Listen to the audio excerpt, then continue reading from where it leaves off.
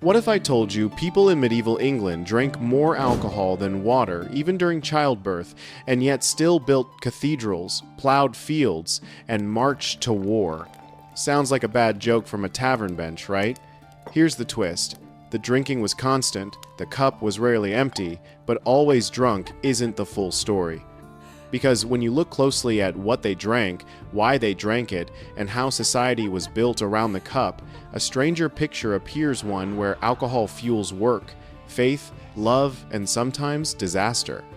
Stay with me, because the answer to "were medieval people always hammered?"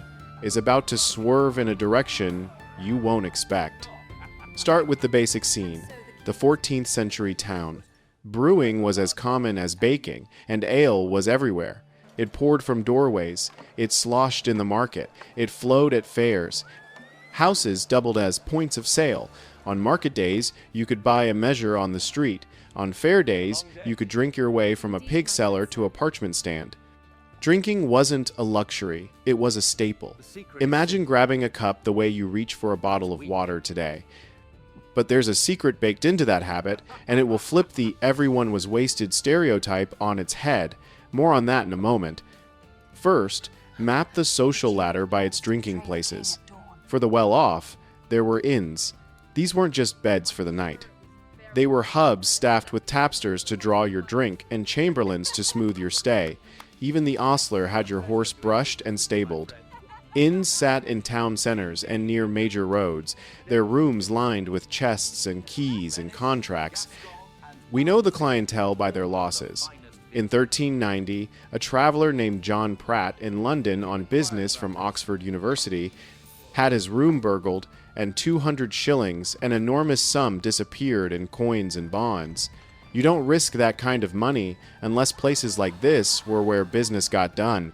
Officially, trading should have happened in the marketplace where sheriffs could tax it. Unofficially, deals slipped across inn tables, sealed by handshakes and a round of ale. The inn was conference room, bank vault, and rumor mill in one. Next rung down, the tavern. Think of it as the connoisseur's stop. Wine wasn't grown in England's climate, so the good stuff arrived in barrels from Gascony and the Rhine. Pilgrims and merchants praised certain taverns for their stock. One on Paternoster Row had 2 floors, with 30 seats per level. Another, the Galley on Lombard Street, listed tables, trestles, and barrels of Rhenish, Gascon, and Malmsey as if reading a wine list. The flood worried the crown. In 1330, Edward III tried to choke the market by forbidding wine under 3 pence a gallon, complaining there were more taverns in the realm than there used to be. When a king starts setting prices, the culture is not a fringe habit, it's a force. At the ground level lay the alehouse, dark, packed, loud. The floor was strewn with rushes, and the smell of malt clung to the walls. Here came carters with hay in their hair, carpenters with oak dust on their sleeves, gong farmers fresh from the worst job in the world, sailors with stories and strumpets with sharper ones. This was where laughter broke into song and lies grew taller with each refill. And because ale was cheap and local, this was where most people drank most of their days. Here's where I'll ask you, if you stepped into a medieval alehouse right now, would you order what everyone else was having? Or would you look for water? Hold that thought, because it brings us to the myth that refuses to die. They drank only beer because water wasn't safe. It's more complicated. Many medieval people did drink water from wells, springs, and streams, especially the poor who couldn't always afford ale. But clean water wasn't universal, and boiling liquid during brewing did kill some nasties. So ale became a safer, tastier option in many places, and crucially, it delivered calories. That matters when your day is 12 hours of labor. And no, not all ale would knock you flat.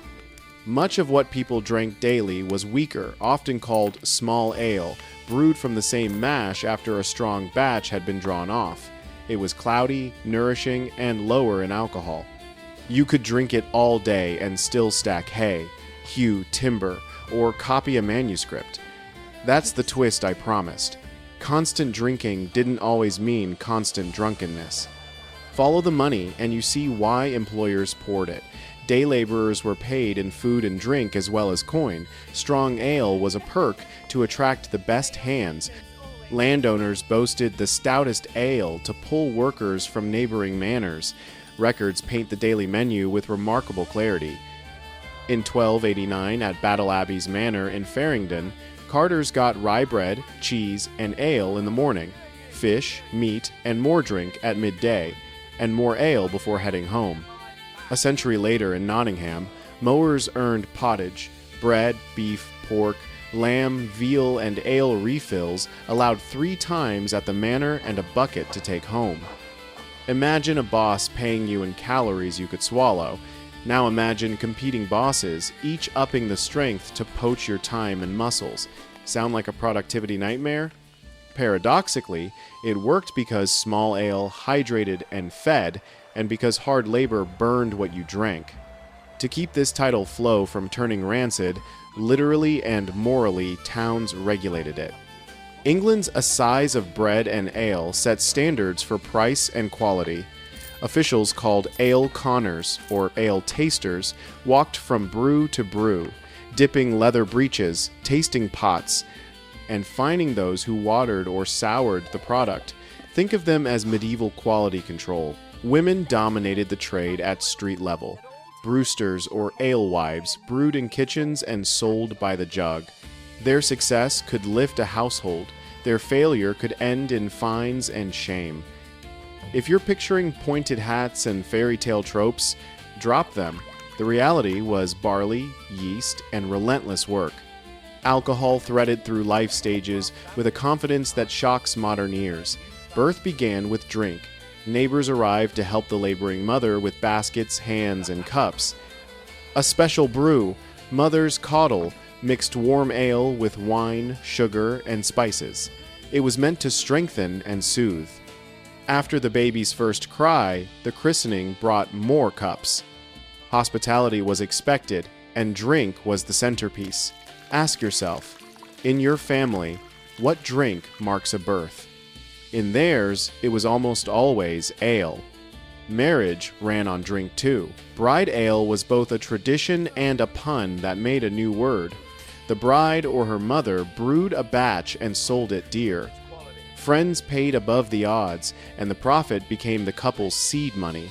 Over time, bride ale fused into bridal.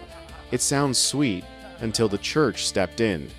Clergy complained the feasts rotted morals and wallets. In Canterbury, a century after Archbishop Langham raged against parish drinking, bride ales were banned. That didn't mean vows left the drinking bench. Plenty of couples contracted marriage in taverns, and that caused headaches in church courts. One woman, dragged before an ecclesiastical judge, argued that agreeing to drinks didn't mean agreeing to marriage, even if a man slurred a promise over his cup. Consent, contract, and intoxication, some debates never grow old. Death, too, drank deep. A wealthy funeral was a river of ale. In 1319, mourners for the Bishop of Winchester in Southwark downed 1,100 gallons. Wills often ordered brewing for the poor, a bargain with heaven. Drink a gallon and pray for my soul. In 1417, Stephen Thomas of Lee left 10 bushels of malt to be brewed so every poor man might have a gallon. Others promised wine to widows across their remaining years.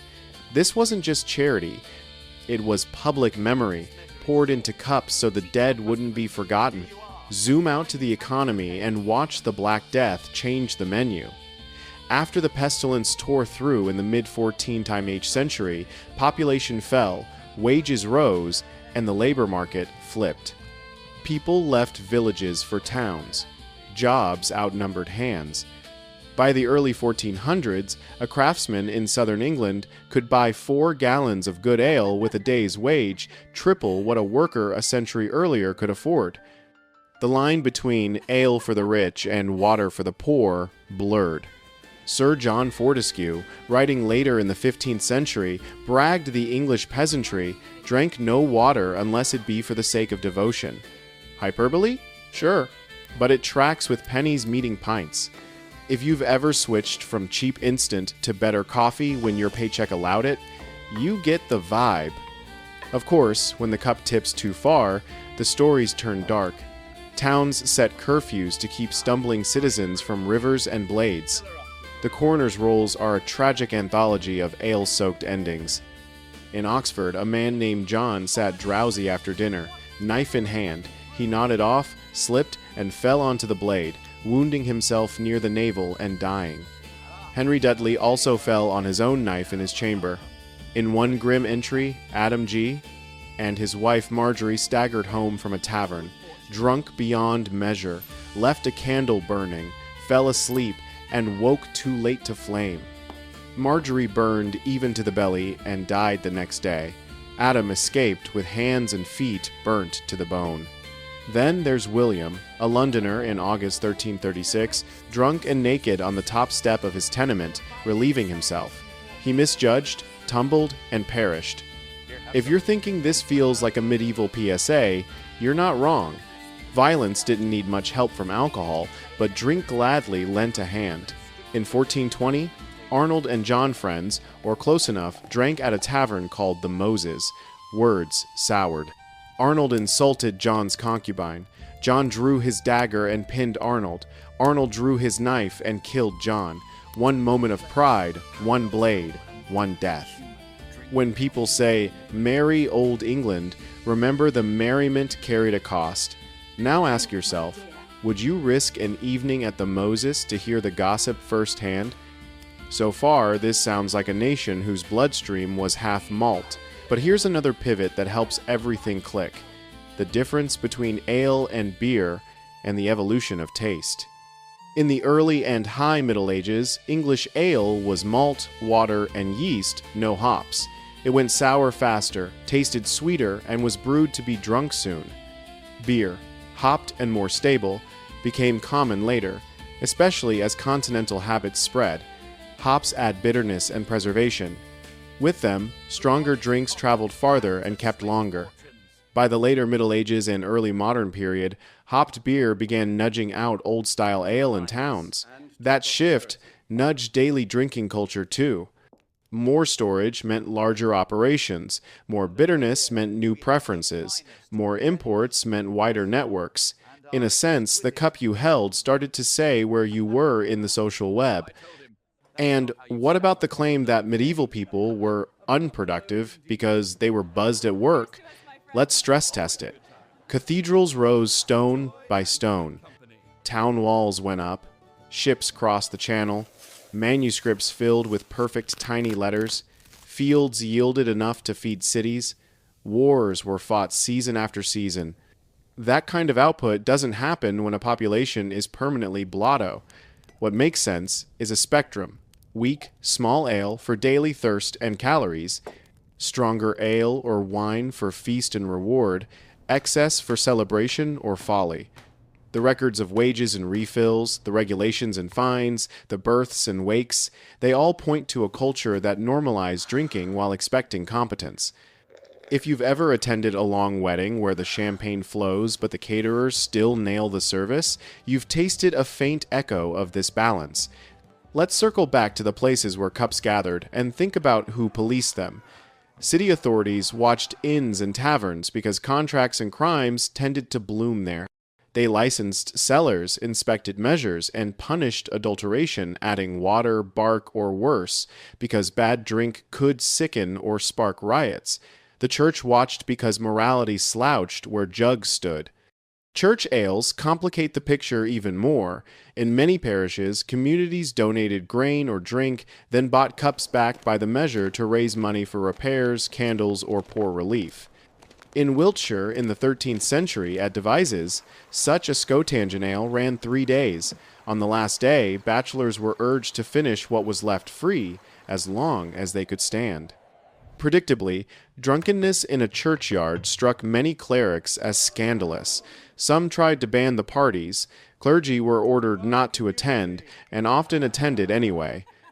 Archbishop Langham thundered that participants deserved excommunication, and yet the practice persisted, sometimes sliding from church porch to village green.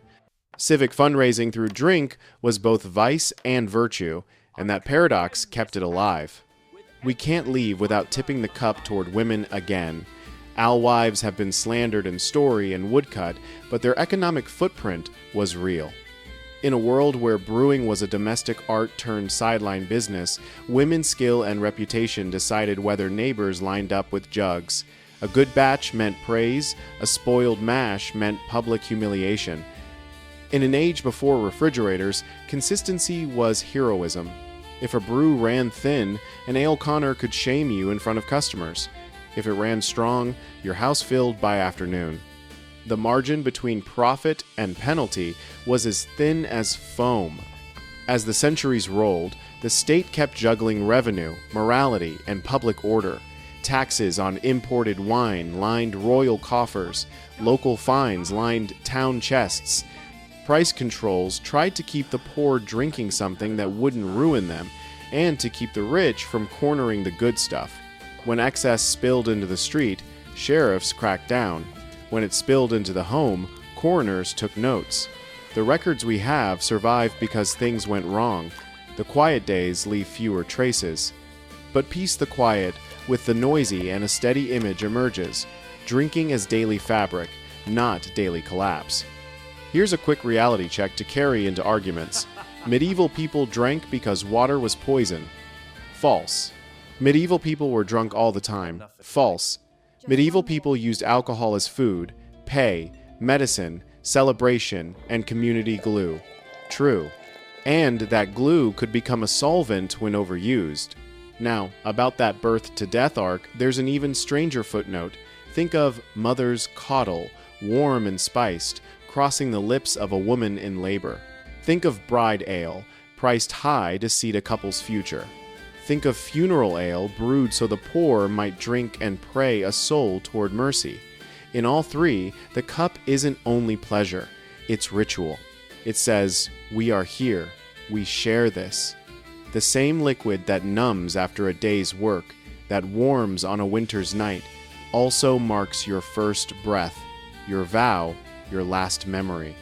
That's a culture far deeper than jokes about drunken peasants. You might be asking, would I have managed in that world? Could I keep pace on small ale, help raise a roof, argue a price at an inn, and stop before the candle turned dangerous? Here's your mid-video check-in. Be honest. Would you survive a week on medieval drink without getting into trouble? Tell me your answer, in one word. Before we close, let's rewind to the beginning and that question that hooked us. Were they always drunk? No. They were always drinking, and the difference changes everything.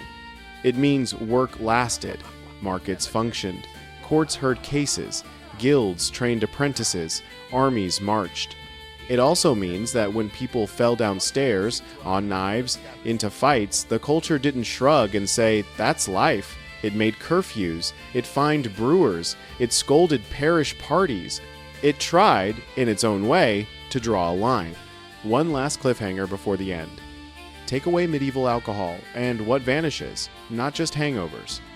You lose a wage system, a charity engine, a neighborhood economy, a social network, and a thread that stitched class to class. Inns vanish as deal tables. Taverns stop being newsrooms. Alehouses fall silent, and with them the songs and lies that built a common tongue. When a thing does that much work, mocking it as booze culture misses the point. So here's the final pour. Medieval England drank constantly because drink fed them, paid them, warmed them, healed them, and bound them. Sometimes it broke them too. But if you really want to picture the era, don't see a mob of swaying drunks. See a spectrum of cups from weak small ale at dawn to strong wine at treaty time, each holding calories, comfort, or courage. See a people who lived hard lives and found energy where they could, and the next time someone says merry old England, hear both halves, merry and oldie, joy and risk, community and consequence. In other words, human. If this changed the way you picture the Middle Ages, subscribe to Flow of History.